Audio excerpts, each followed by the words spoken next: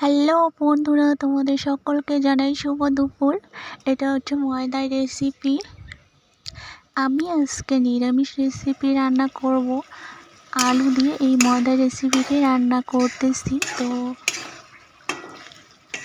তোমাদের কাছে কীরকম হয়েছে একটু কমেন্ট করে জানিও। প্রথম থেকে আমি ভিডিওটা করতে পারলাম না, হঠাৎ করে মনে হলো যে একটু ভিডিও করে তোমাদের সঙ্গে শেয়ার করি।